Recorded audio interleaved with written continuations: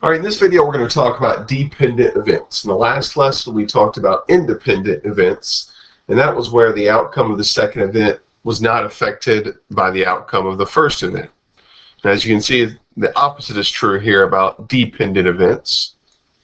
And again, we're going to look for this key phrase. This isn't a rule that's always going to show up, but when you see the phrase without replacement, a lot of that times that's going to signal dependent events.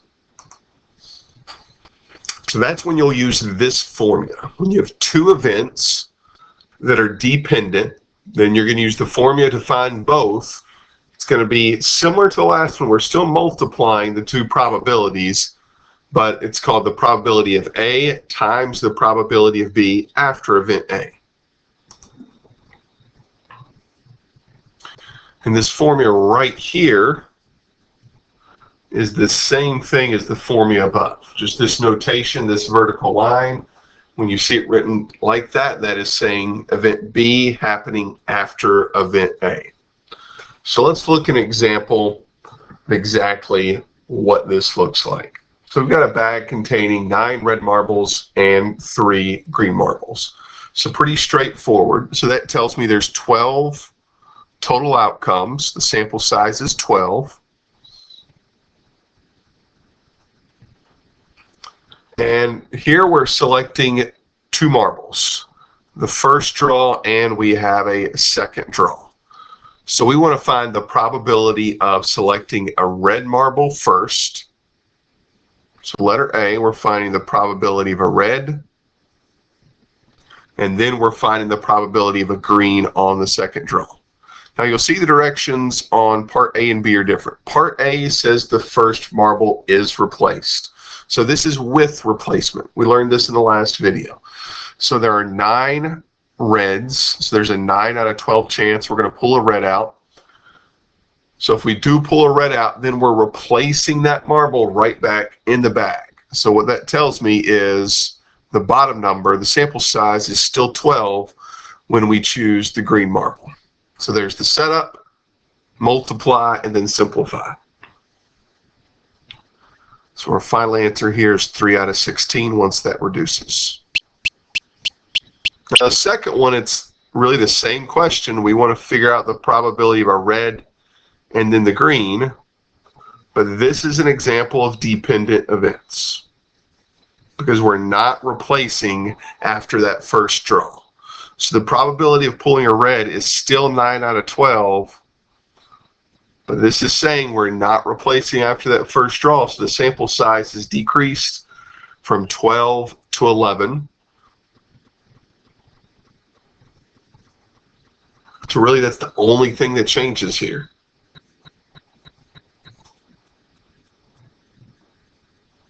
So 27 out of 132, so there's a 9 out of 44 chance. So again, without replacement means that sample size is going to change from the first to the second draw. Pause the video and I would encourage you to try example number 2.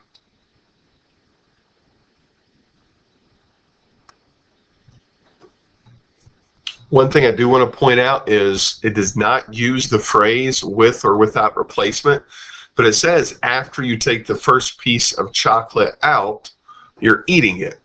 So that implies that this is without replacement. So we have 15 total outcomes. So let's start with pecan clusters.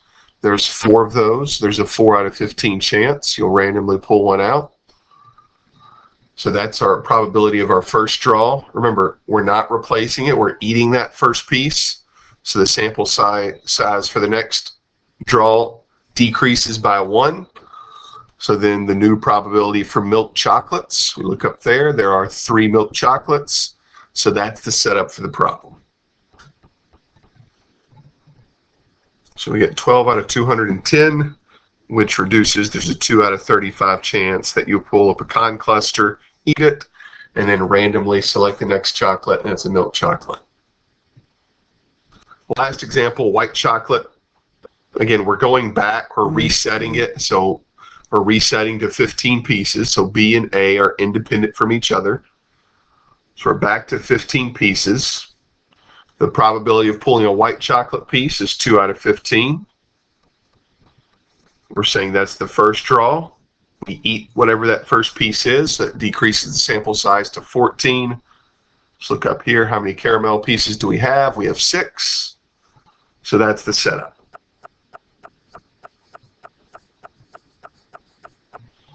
In fact, we end up getting the exact same probability. And really, that's just a coincidence more than anything. 2 out of 35 chance.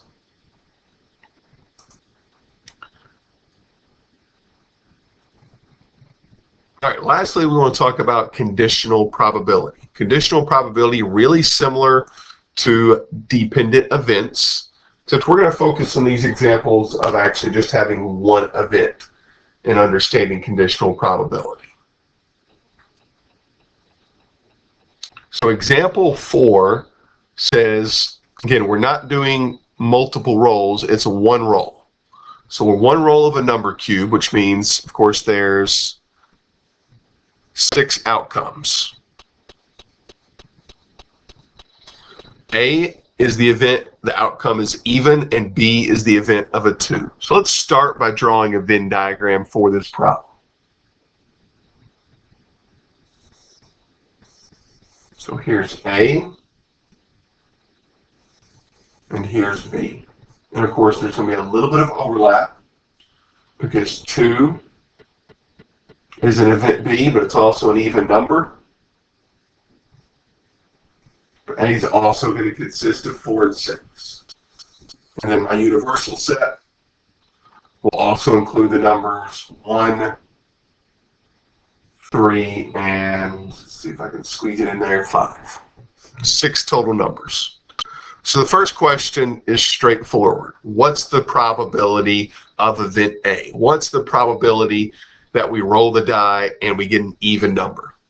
Well, half the numbers are even, 3 out of 6. So the probability of rolling an even number is 1 out of 2. Pretty simple. This next one, the probability of A and B.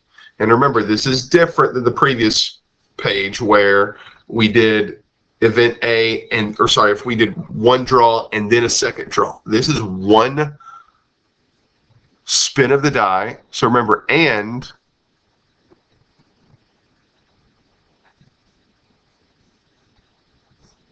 is the same thing as intersection. So we're going to find the probability of A intersection B. Well, there's only one number that both A and B have in common, and of course, that's this number right here too. So the probability of rolling the die and getting a number that's in both circles, there's just a 1 out of 6 chance.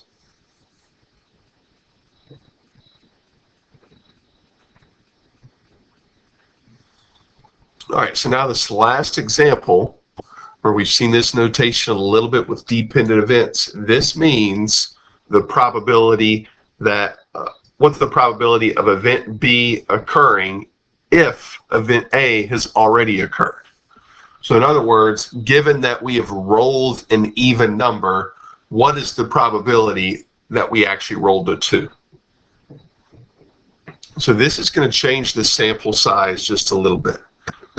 So given that we rolled an even number, that's what that A is saying. So how many even numbers do we have to start with?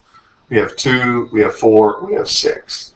So actually we only have 3 possibilities. There's a sample size of 3 in this problem, since it has to be an even number. So given that the roll was an even number, what's the probability that we roll a 2? Well, there's only one number that's a 2, so there's a 1 out of 3 chance of this occurring.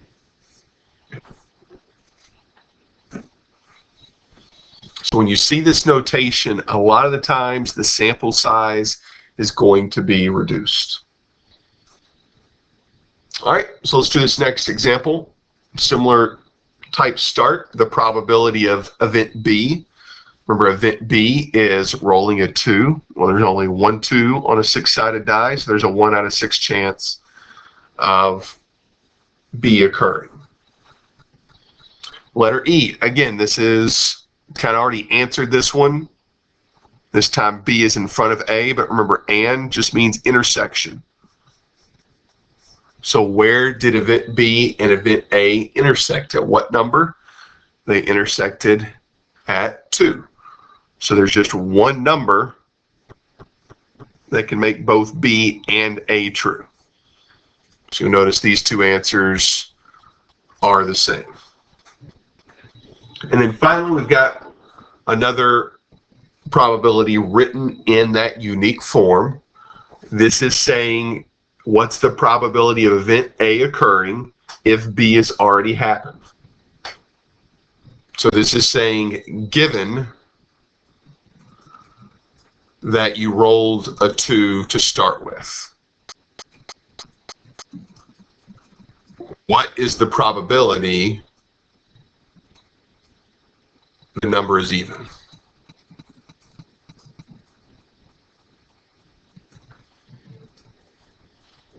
All right, so if we rolled a 2 to start with, again, this tells us how big our sample size is. So that means if we rolled a 2 to start with, really the sample size is 1. There's only one number up there that's a 2, so that's going to simplify things a little bit. So given the fact that we rolled a 2, what's the probability that the number is even? Well, if it's given that we rolled a 2, that number is already even.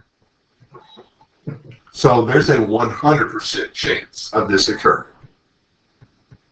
It's almost a trick question, because given that we've rolled a 2, probability is 1 that that number is even.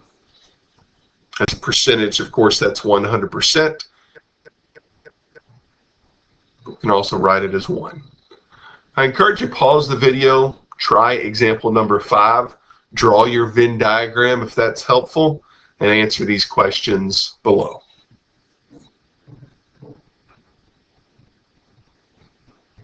So first off, here is our Venn diagram. You can see there's a little bit of overlap at 1 and 3.